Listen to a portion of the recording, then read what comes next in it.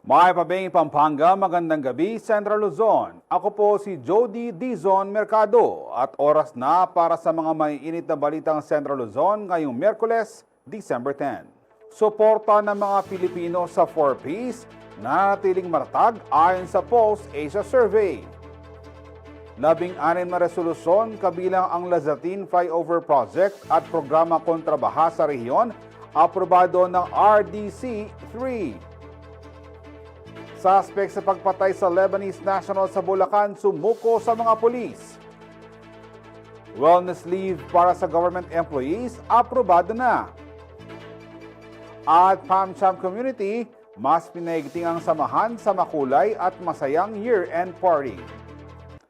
Nagpapatuloy ang pagsang-ayon ng publiko sa 4Ps program matapos lumitaw sa latest Pulse Asia Survey na karamihan sa mga Pinoy ay malakas pa rin ang suporta sa programa dahil sa nakikita nilang benepisyo nito sa mga pamilyang nangangailangan.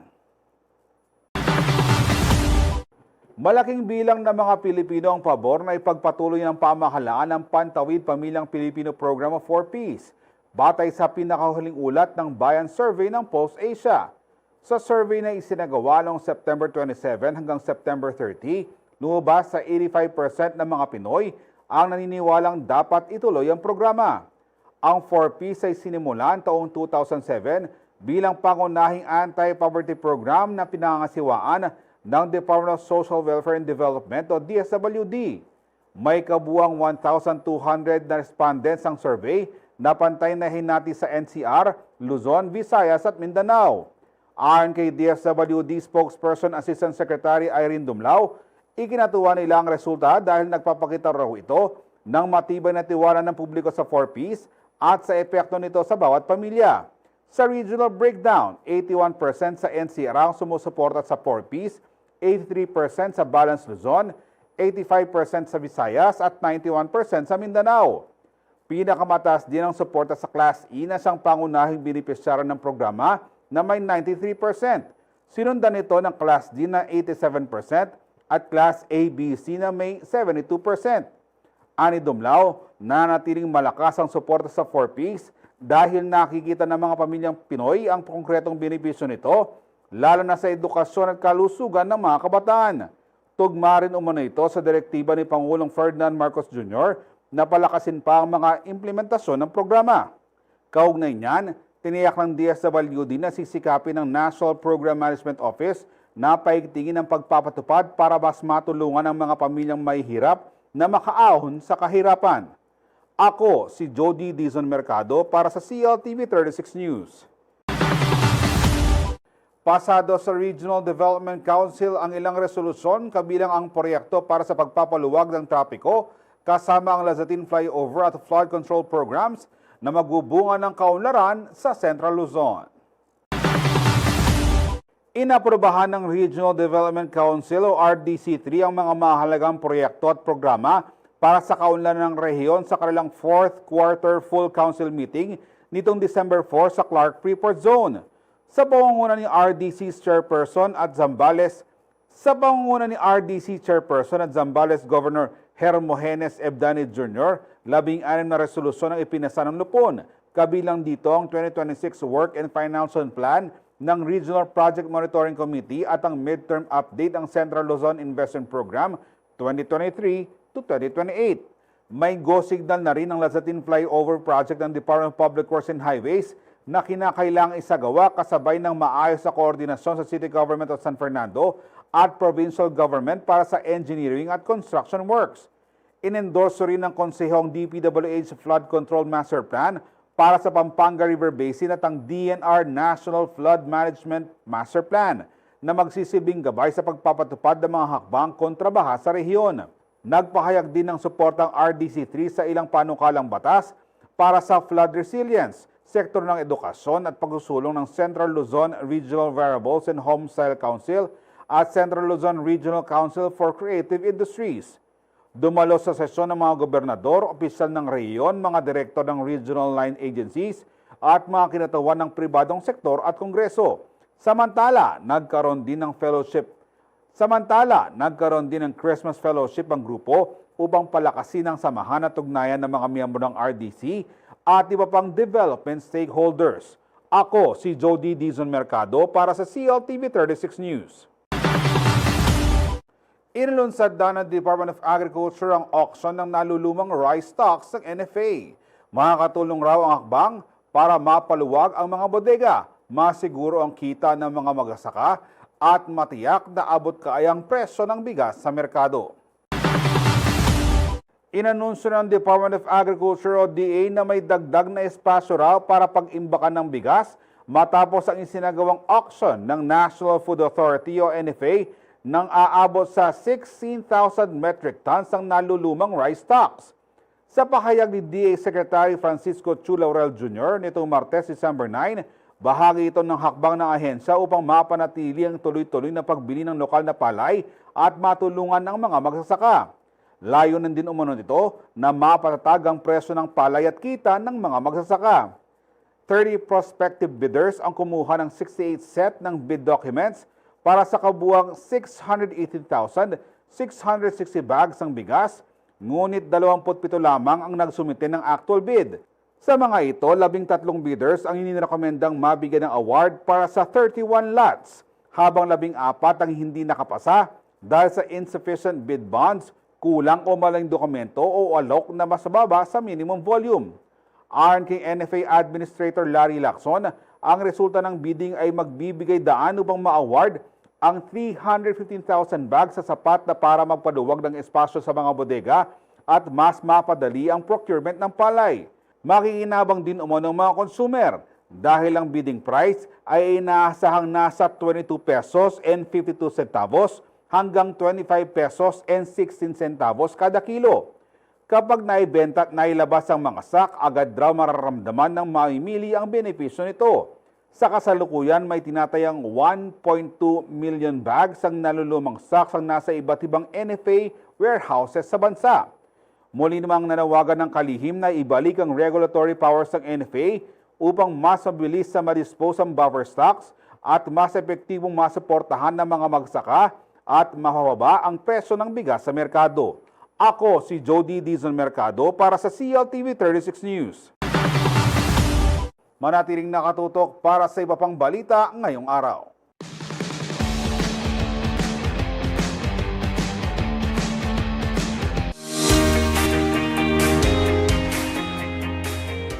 Opisyal nang ipinahayag ng Malacanang ang suporta nito sa dalawang batas na inakda ni Senator Bam Aquino na layong magkaroon ng reforma sa sistema ng pamahalaan at magpapalakas ng transparency. Kabilang dito ang Senate Bill 1559 o Party List System Reform Act at Senate Bill 1509 na tinatawag ding Citizens Access and Disclosure of Expenditures for National Accountability o CADENA Act. Ayon kay Presidential Communications Office Undersecretary Claire Castro, ang dalawang panukala ay bahagi ng 4 na priority bills na inirekomenda sa Kongreso para mabilis itong maipasa. Ang desisyong isama ang dalawang bill ni Aquino sa priority legislative agenda ay nagpapahiwatig daw ng matibay na pangako sa institutional transparency at pagpapalakas sa marginalized sector. Itinuturing umano ng palasyo na mahalaga ang paglilinis ng political system at pagpapahusay sa public finance accountability kasunod ng panawagan ng publiko para sa reforma.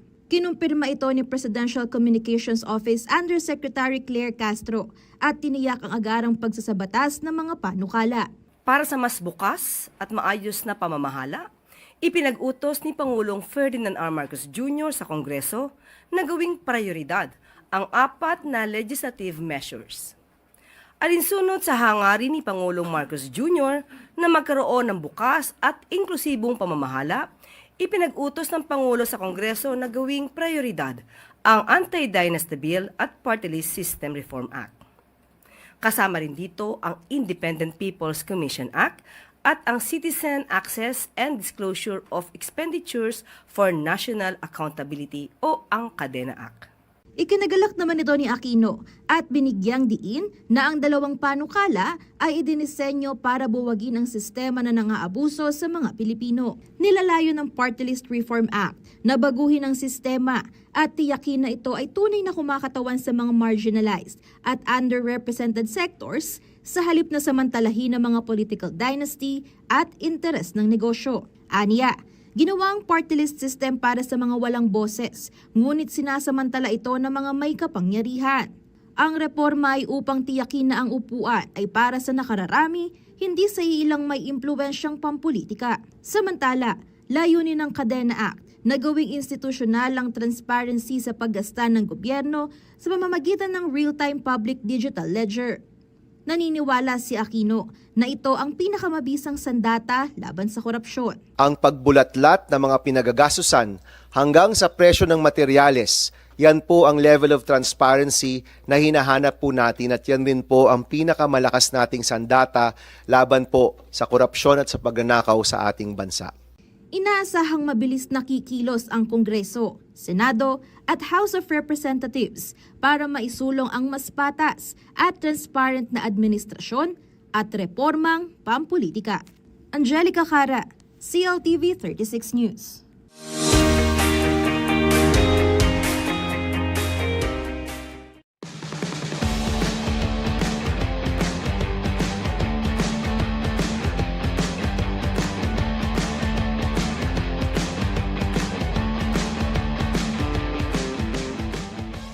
Nagbabalik ang CLTV 36 News. Hindi lang sa negosyo aktibo ang Clark Development Corporation, kinilala rin ito dahil sa kanilang ambag sa civil, military at humanitarian operations at sa pagkipagtulungan sa mga programa ng Philippine Air Force. Pinarangalan ng Air Force Reserve Commando AFRC ang Clark Development Corporation bilang stakeholder awardee dahil sa patuloy nitong suporta sa mga programa nito at sa pagpapalakas ng kakayahan ng Reserve Force. Tinanggap ni Jose Miguel de la Rosa, CDC Vice President for Administration and Finance Group, ang parangal nitong December 3 sa selebrasyon ng 46th founding anniversary ng AFRC sa Clark Air Base, Mabalacat City, Pampanga. May temang katuwang sa kapayapaan at kaunlaran ng bagong Pilipinas ang pagdiriwang ngayong taon. Nagpasalamat ang CDC sa pagkilala at muling tiniyak ang kanilang suporta sa civil military operations, humanitarian assistance at disaster relief efforts katuwang ang Philippine Air Force o PAF. Matagal nang magkaagapay ang CDC at AFRC sa iba't ibang programa, kabilang ang military orientation session at reservist training na nilahukan ng mga empleyado ng CDC. Dahil dito, mas tumibay ang koordinasyon nila sa mga unit ng PAF na nakabase sa Clark.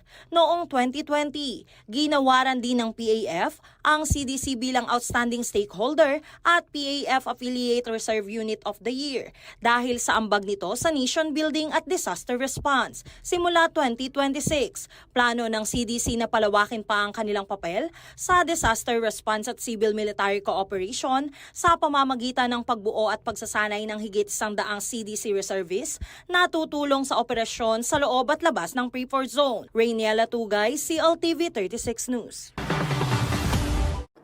Isinailalim ng Department of Social Welfare and Development Central Luzon sa assessment ang nasa 300 indigenous peoples o IPs na bumaba sa City of San Fernando, Pampanga nitong Martes, December 9. Ayon sa DSWD Field Office 3, sinusuri ng pag-abot program social workers kung kwalipikado ang mga naturang katutubo sa mga benepisyo ng programa. Tiniyak din ng ahensya na maayos ang gagawing reintegration ng mga IP sa kanilang mga lokal na pamahalaan para sa patuloy na monitoring at tamang intervensyon. Dumagsa sa dating Paskuhan Village ang mga katutubo kasunod ng umanay natanggap nilang maling impormasyon na may mga kalabaw na ipamimigay sa kanila.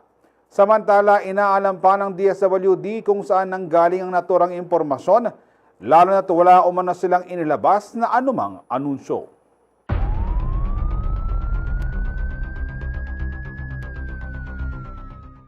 Kusang sumuko sa pulisya ang 47 taong gulang na driver na itinuturong bumaril at pumatay sa isang Lebanese national sa barangay Sabang Baliwag, Bulacan noong November 23, 2025. Dinala rin ng suspect na kinilalang si Ramil mula Gapan City, Nueva Ecija ang umano'y ginamit na 9mm na baril sa krimen. Ayon sa Police Regional Office 3, patuloy nilang inihahanda ang kaukulang kaso habang nagpapatuloy pa ang investigasyon.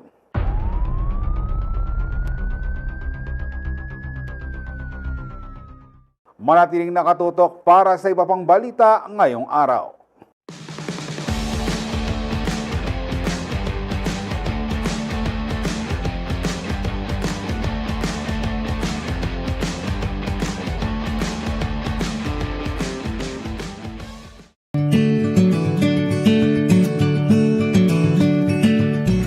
Naghahanap ka ba ng mga furniture o appliances para sa aesthetic ng iyong dream house? O kaya naman ay naghahanap ka ng perfect gift this holiday season? Say goodbye to worries dahil sagot na ng First Mega Saver yan.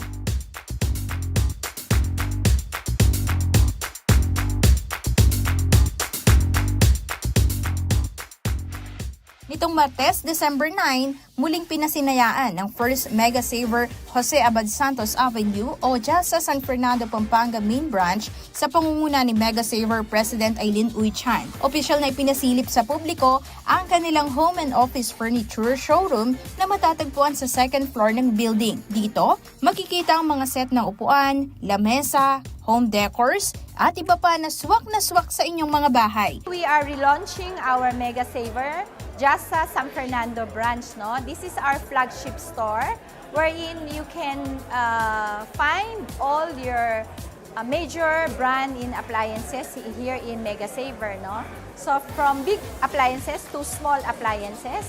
And there's more. We have our second floor wherein you can shop for your home decors, all your home furnitures, and of course, for your office needs also. Take note, ang ibang furnitures na ino-offer nila ay personally crafted ng ilang Kapampangan artisan. Kaya't may kakaibang ganda at kalidad ang bawat produkto.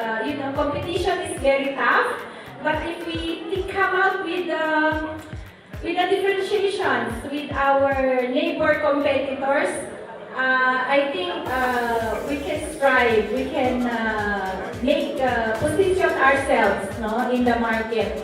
So I hope these showrooms now will bring joy and bring happiness to homemakers. At ngayong holiday season, maraming inihandang promo at deal ang First Mega Saver para sa inyo. For your company, raffle nowadays, Christmas, madami po tayong giving, no? So mga buy one, take one, ganon. May mga 50% dyan. Marami po kami mga offerings that you can find it here in Mega Saver San Fernando. Kung delivery at payment naman ang pag-uusapan, tiyak daw na hassle-free ang experience ng mga customer. In terms of payment, we're very flexible, no? We accept all credit cards, no? Meron tayong pa mga buy now, pay later.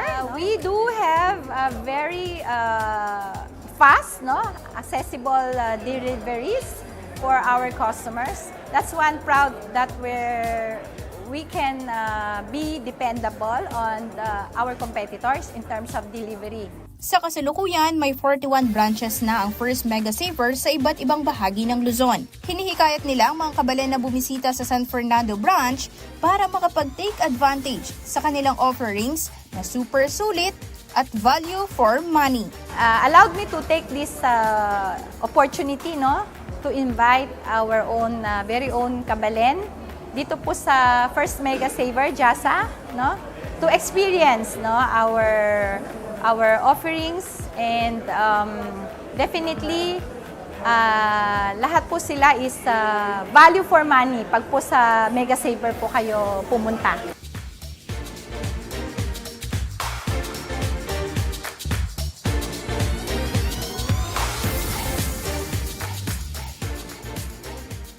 Aisel Fernando, CLTV 36 News.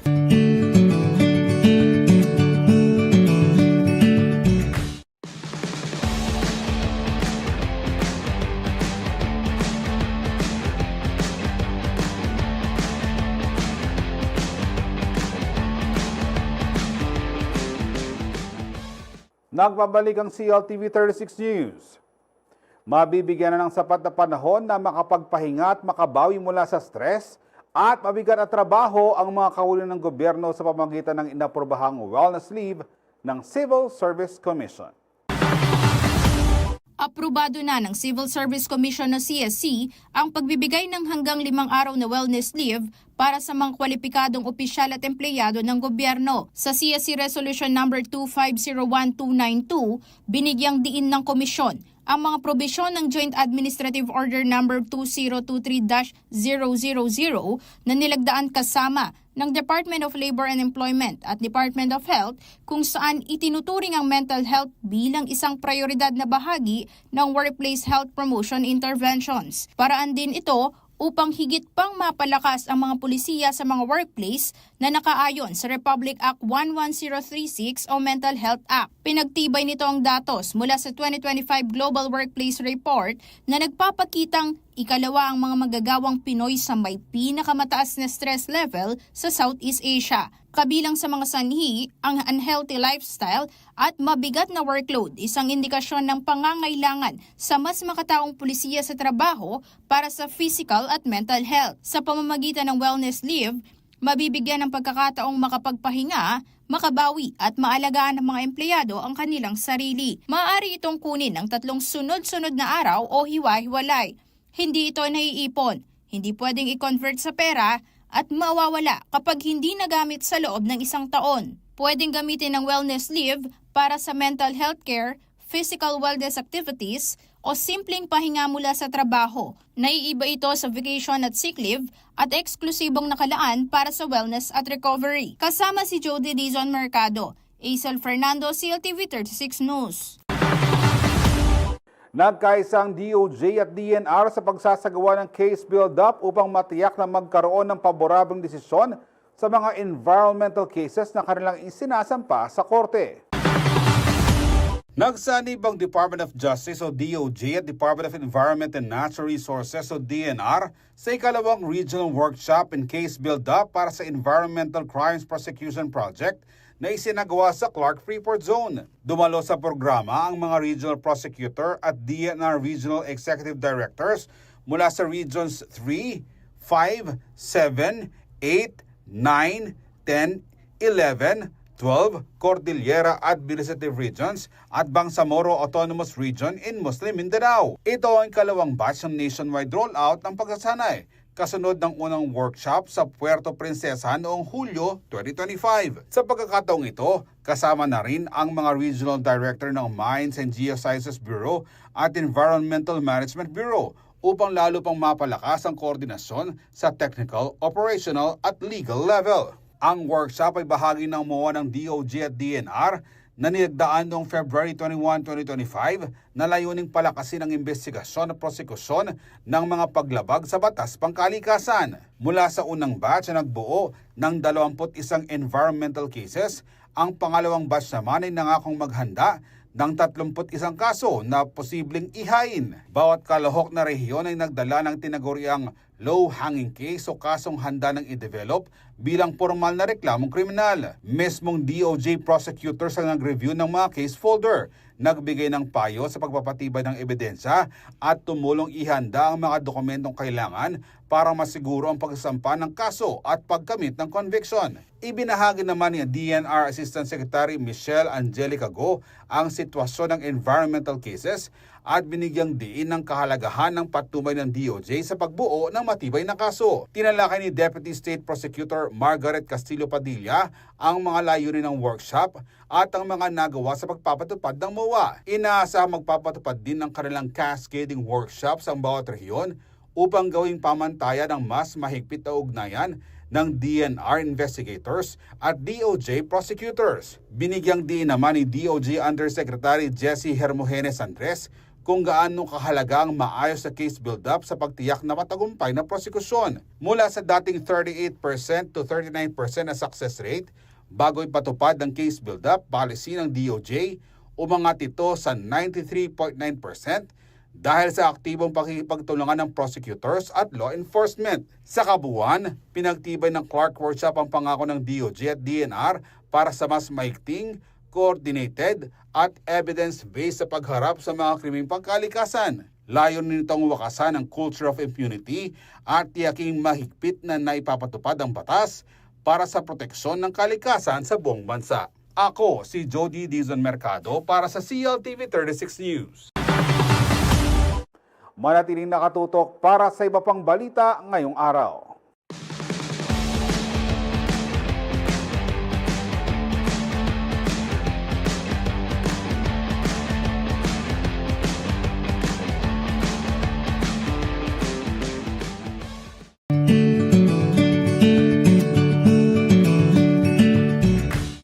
Ilang araw na lang mabibilang na sa kamay at masisilayan na muli ang naglalakihan, nakikislapang makukulay na higanting parol sa Giant Lantern Festival 2025. Sa Sabado po yan, December 13, 2025 sa Robinson Star Mills dito po sa City of San Fernando, Pampanga. Sir Raymond, marami yung darating. Any system that you would like to share na you will be implementing together dun sa mga partners natin? And can you also tell us sino yung mga partners natin to keep the peace and the people safe on our festival? Yes po, Sir Jody, actually in the City of San Fernando, alam naman natin, lahat po ng mga planned events natin ay lalo na yung mga major events like the Giant Lantern Festival. Ginagamitan po natin ang tinatawag na Incident Command System. No? So ICS is Standard On-Scene All-Hazard Incident Management Concept na ginagamit po natin dito sa City of San Fernando. So we are going to adopt yung pong tinatawag na Unified Command under ICS. At ito po ay led by our Chief of Police, Lieutenant Colonel Aris Gonzales.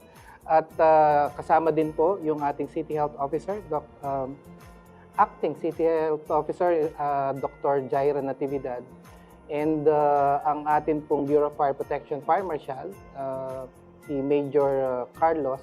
At ako po, ang DRM officer ng City of San Fernando. So, ni-unify po natin yung ating yung mga agencies na main players dito. Pero we are also in partnership with the other organizations and offices of the city government. Meron po tayong yung mga tinatawag nating accredited community disaster volunteers na napaka-active po.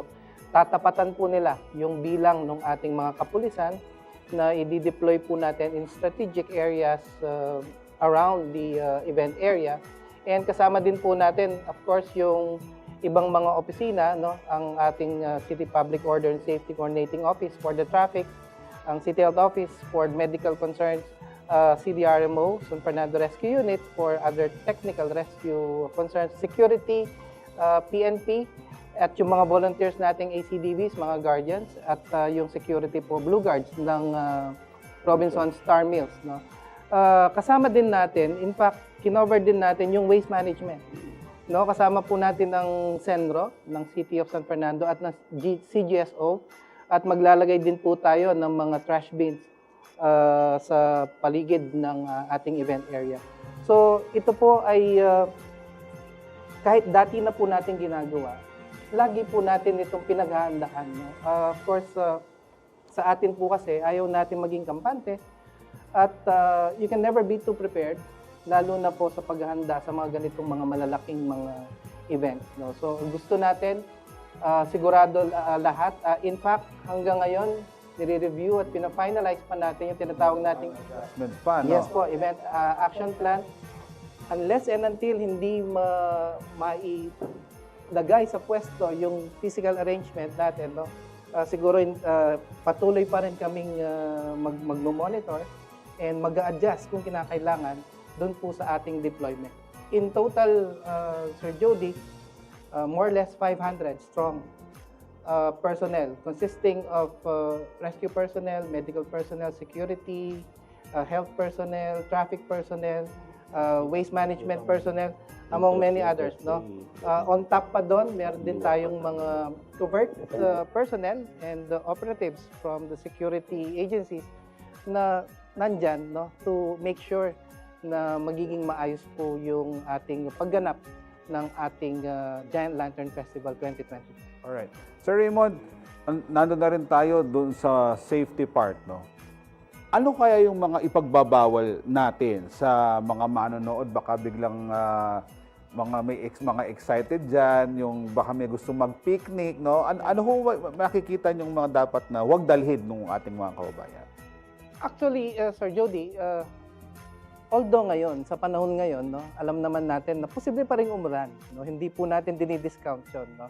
So, encourage natin pa rin yung mga manonood na magdala ng panangga sa ulan, pero wag po sana yung mga payong, lalo na yung mga pointed, no? Mga pointed umbrellas, dahil aside doon sa mga kakapag-obstruction sa ibang mga tao, siyempre sinisigurado natin yung safety, baka magkaroon ng incidents doon na ayaw naman din natin. No? Siyempre, bawal pa rin po yung mga usual na bawal, yung mga bladed weapons, yung mga firearms, no? Liquor, siyempre, yung pagdala ng mga inuming nakakalasing, siyempre hindi po natin i-encourage yung mga yon. Bawal din po yung pagpapalipad ng drones, no? Unless accredited po sila sa aming media committee, no? And at the same time, bawal din po yung, of course, yung magdadala pa ng mga ibang mga gamit like mga maingay na mga equipment, and at the same time, pwede pong kumain, meron naman pong space kasi merong area doon na meron tayong mga food stalls, no po, no? So doon po natin sila in-encourage, pero doon po sa mismong mga venue na kung saan sila nanonood, of course we discourage na po sana yon, no, para makapag-focus na lang doon sa panonood po ng mga giant lanterns. And of course, ang gusto lang po natin ipaalala, bago tayo pumunta doon, we make sure na maayos din yung sarili po natin, no? Siguro nakakain na tayo at nakainom na tayo ng mga gamot, no? Kasi dahil kahit gabi po yon, alam din natin dahil maraming tao, no? So, kailangan siguraduhin natin ng ating sarili ay okay ka, no? Para doon sa crowd na ganun po. Kung may baka ma-excite ka. Kung may nararamdaman, mas mabuti, pwede naman silang manood din sa CLTV 36 dahil naka-live sa atin, and sa iba pang mga sa social media pages kung saan sila pwede mapanood. Yes. Nonetheless, meron po tayong mga medical aid stations scattered all around the event area po, kung sakaling meron man silang maramdamang mga ganun. Okay. And may nakapagsabi rin dati ang ating mutihing City Tourism Officer Sing Pangilinan na kung di tayo makakapanood mismo sa December 13. Kasi festival po ito, hindi lang ito isang araw. Ang competition night lamang po ay December 13. Pero may mga araw pa na pwede kayong bumalik sa iba't ibang mga lugar, katulad ng Robinson Star Mills, kung saan pwedeng uling magkaroon ng mga exhibition nights sa Engineer. Yeah, marami tayong exhibition night. Maliban doon sa pinaka-main, sa December 13. So, from December 14 to 23, at 6 p.m. sa Robinson Star Mill tayo. Tapos, December 24, meron tayong mga parol na magpe-perform doon sa may harap ng City Hall. Tapos, on December 25, sa Robinson Star Mill ulit. Meron pang parol doon. Tapos, may mga dadalhin na parol sa Marquee Mall on December 27 at 28. And then, December 26 to 28 din, meron pa rin sa Robinson Star Mill. Kumbaga, nakakalat yung mga parol natin. Tapos, doon sa December 29 to 30, doon naman tayo sa Kalulot, doon sa City Town Center. Meron tayong mga parol doon. And of course then, December 29, hindi naman nawawala yung sa Robinson natin. Continuous pa rin yan. And lastly, dun sa January 1, Robinson Star Mill pa rin tayo. So, majority, pero doon sa ibang lugar, may mga pupunta tayong mga parol para makita ng mga kababayan natin. Yes, I think i-check nyo po yung City Tourism Office page, no? Yung Giant Lantern page for additional information kung saan po pwedeng mapanood besides dun sa December 13 naligligang parol, yung traditional na naligligang parol, meron pa pong exhibition nights. And hindi ho simple yung pagtatayo ng Giant Lantern sa Sir Hill, no? Gaano ho kalaki yung subsidy na naibigay? At naibigay na ho ba lahat yung subsidy sa ating mga lantern makers? Ang subsidy na binigay sa mga parol ngayon is 400,000. No? Hindi pa naibigay kabuuan, but a good 300,000 naibigay na. Kung may mga 100,000 pang na dapat ibigay, and ibibigay namin yan before the competition night. Yeah, para makumpleto. Malaki pong tulong yung subsidy at malaking tulong na nanggagaling sa LGU sa makapag-gawa sila ng parol, yung mga lantern makers natin. So, yun po. Okay. Sir Raymond, but before our Ligligang Parol, ano yung gagawin natin? Will you be inspecting the whole place? Magpapaikot kayo ng mga K9 units to ensure na talagang safe na safe tayo? Actually, sa D-Day mismo, Sir Jody, no? In the morning, magkakaroon pa rin kami, ang buong team ng walkthrough. Magpa-final inspection pa rin po kami doon sa mga facilities na itatayo natin for this Giant Lantern Festival. As early as 12 noon, ay magkakaroon po kami ng operational period briefing. Lahat po ng mga responders natin, security personnel, medical personnel, at lahat ng mga volunteers po natin nakasama doon, ay magkakaroon po tayo ng briefing doon sa mga gagawin natin at mga reminders na rin doon sa mga deployment at mga specific areas of assignment po ng mga i-deploy po natin.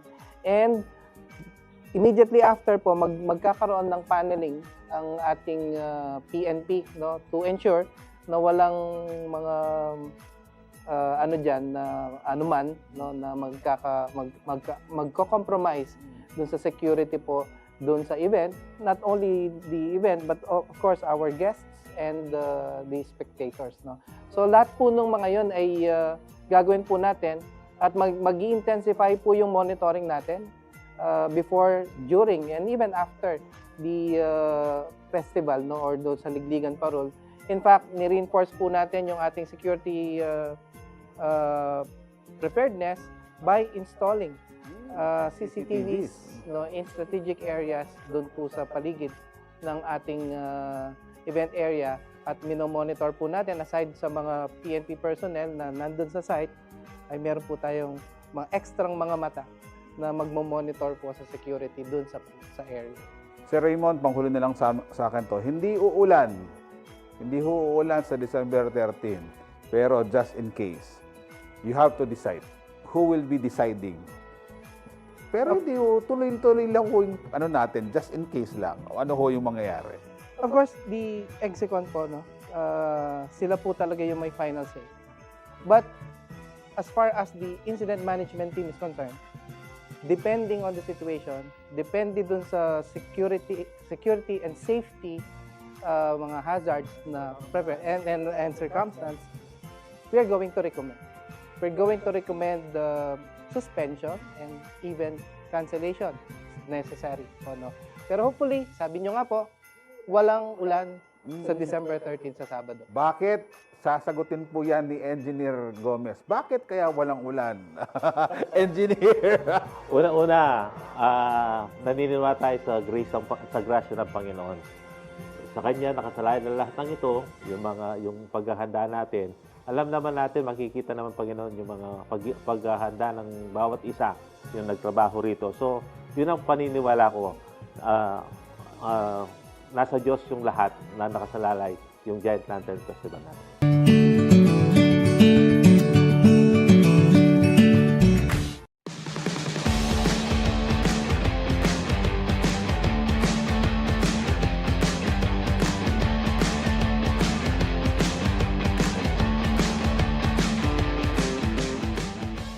Nagbabalik ang CLTV 36 News. Napuno ng kulay, saya at pagkakaisa ang Car World Showroom sa City of San Fernando, Pampanga sa pagdiriwang ng PamCham community sa kanilang makulay na Christmas Rainbow Sparkle Wonderland year-end celebration. Ang mga naging kaganapan, panoorin sa report ni Zachary Carlos.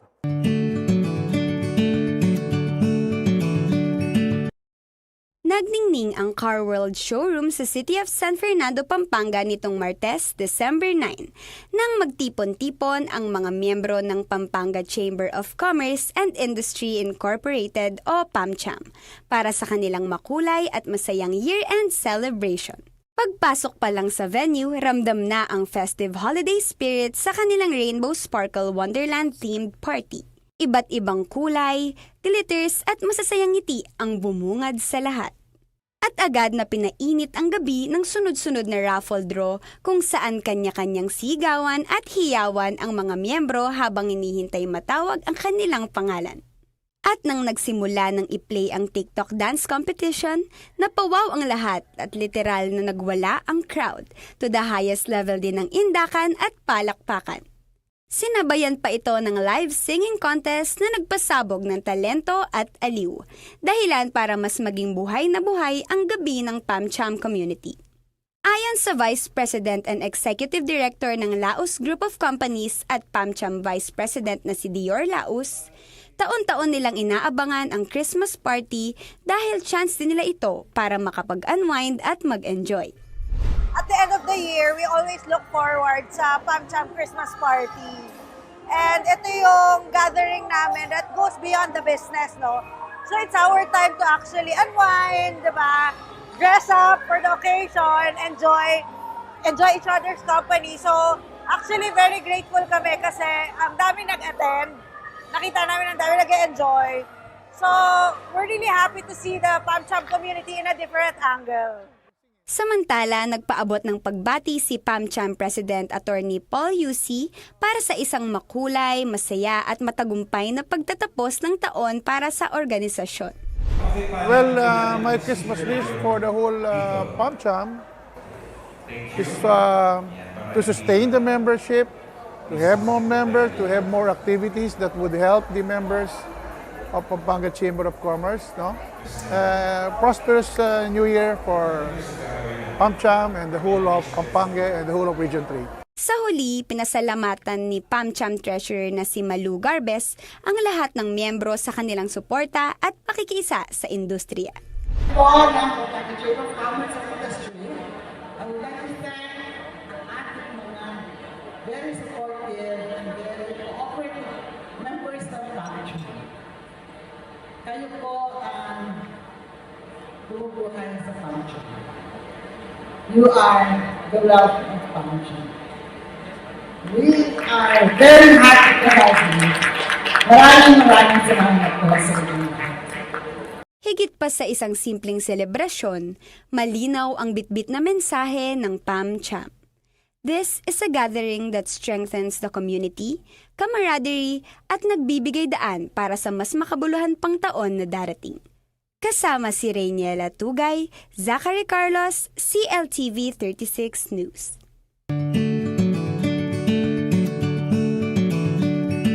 Buong kumpiyansang nagparada sa opening ceremony ng Southeast Asian Games o SEA Games Thailand 2025 ang Team Philippines sa Rahamangala Stadium nitong Martes, December 9. Pinangunahan ni tennis player Alex Ciala at volleyball player Brian Bagunyas ang pagbitbit ng watawat ng Pilipinas bilang mga flag bearer. Suot ng mga manlalaro ng bansa ang mga likhang disenyo ni Avel Bacujo mula sa kanyang Laro ng Lahi collection. Ciala rin ang kinilalang pinakabatang flag bearer sa SEA Games 2025 sa hanay ng lahat ng kalahok na bansa. Samantala, dumalo rin sa seremonya sina Philippine Sports Commission o PSC Chairman Pato Gregorio, Philippine Olympic Committee o POC President Abraham Tolentino at Chef de Mission Dr. Raul Canlas bilang pagsuporta sa koponan.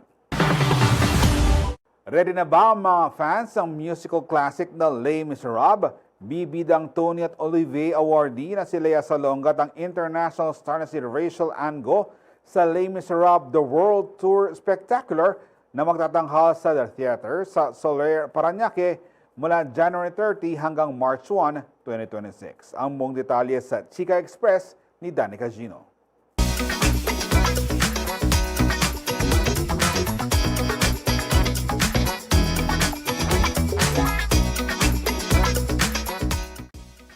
Di bida ang Tony Award at Olive awardee na si Lea Salonga at Rachel Ann Go kasama ang highly acclaimed West End at Broadway cast-in sa Cameron's Macintosh production ng Les Miserables, The World Tour Spectacular. Itatanghal ito sa The Theater sa Soler, Parañaque from January 20 to March 1, 2026. Inanunsyo ng GMG Productions ang pagluhok ni Salonga at Go nitong December 5, kung saan ang lokal na pagtatanghal ng musical ni Bob Lil at Sean Berg ay gagawin sa pagkikipagtulungan sa Nick Grace Management. Gaganap si Lea Salonga bilang Madame Thenardier, habang si Rachel Ann Go naman ay gaganap bilang Fantine.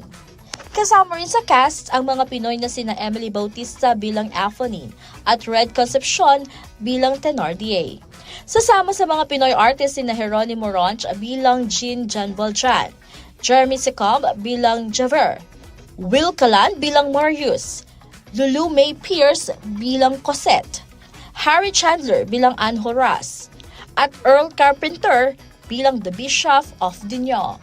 Bukod sa stage play na Miss Saigon, Once on This Island at Stephen Sondheim Old Friends, naging napakahalagang bahagi rin ng theatrical catalog ni Salonga ang Les Miserables. Ginampanan niya ang mga papel na Aphonin at Fantine sa Broadway.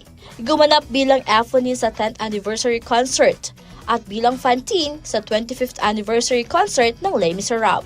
Samantala, gumanap naman si Go bilang Fantine sa West End at sa 40th Anniversary Arena Tour ng Les Miserables.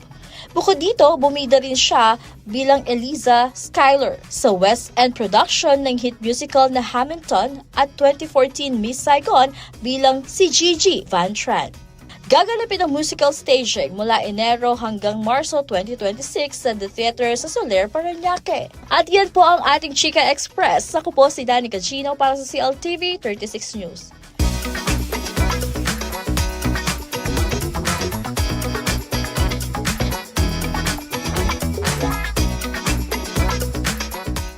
At sa ng mga balitang nakalap ng CLTV 36 News, para sa karagdagang detalye, maaari niyong i-follow ang aming social media pages sa Facebook at CLTV 36 Official and at CLTV 36 News, sa X at CLTV 36, sa Instagram at CLTV 36 Official. Kung nais yung balikan ng mga programa ng CLTV 36, pwede niyong bisitahin ang aming YouTube channel na at CLTV 36 Official at ang aming website na www.cltv36.tv. Mapapanood din ang mga programa ng CLTV 36 nationwide via Signal Channel 115 at sa ating 39 na cable partners.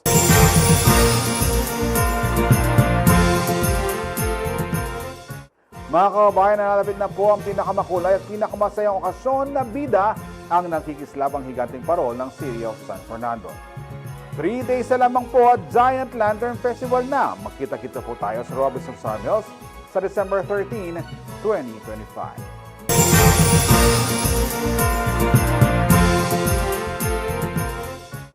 Kasama ang buong persa ng CLTV 36 News and Current Affairs, ako po si Jody Dizon Mercado. 15 araw na lamang po, Pasko na, handa na po ang inyong mga regalo. Maraming salamat po.